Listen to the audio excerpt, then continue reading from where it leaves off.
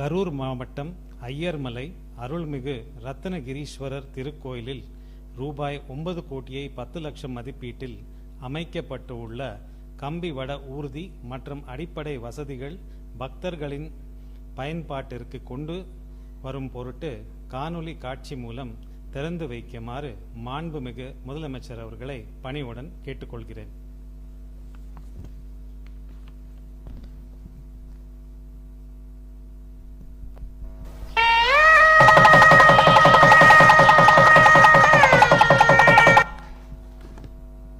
திட்ட பணிகளின் குறித்து ஒரு குறுப்படம்.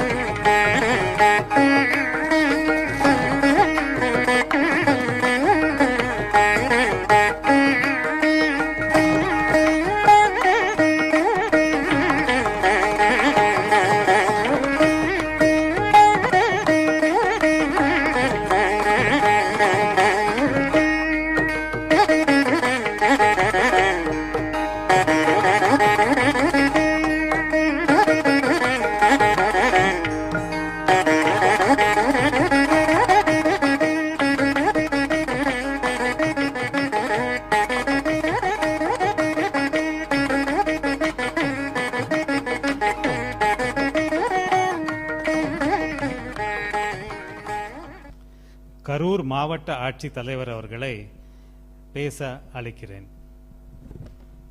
மாண்புமிகு தமிழ்நாடு முதலமைச்சர் அவர்களுக்கு எங்களது பணிவான வணக்கத்தினை தெரிவித்துக் கொள்கிறோம்.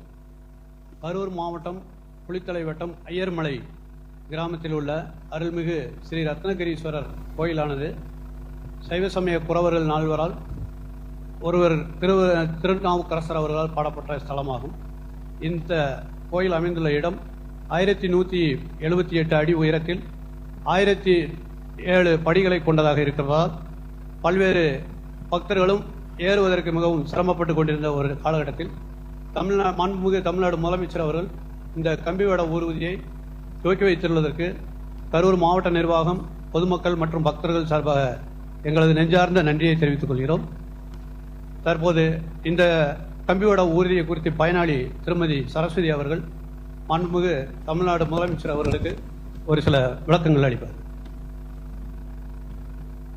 மாண்புமிகு தமிழ்நாடு முதலமைச்சர் அவர்களுக்கு வணக்கம். என் பெயர் சரஸ்வதி. நான் ஈச்சம்பட்டியிலிருந்து வருகிறேன். எங்கள் கிராமம் ரத்னகிரீஸ்வரர் ஆலயத்திற்கு அருகில் இருப்பதால் நாங்கள் அடிக்கடி இந்த தலத்திற்கு வழிபாட்டிற்காக வந்து செல்வதுண்டு.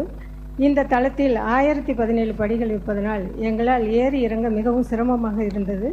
எங்கள் சிரமத்தை கருத்தில் கொண்டு மாண்புமிகு முதலமைச்சர் அவர்கள் கம்பிவட ஊர்தியினை இன்று திறந்து வைத்துள்ளனர். அதனால் நாங்கள் மிகுந்த மகிழ்ச்சி அடைந்துள்ளோம். மேலும் முதியோர்கள், கர்ப்பிணிகள், மாற்றுத்திறனாளிகள் என அனைவரும் எளிய முறையில் சென்று இறைவனை தரிசனம் செய்ய வழிவகுத்து கொடுத்த மாண்புமிகு முதலமைச்சர் அவர்களுக்கு எங்கள் நெஞ்சார்ந்த நன்றியினை தெரிவித்துக் கொள்கிறோம்.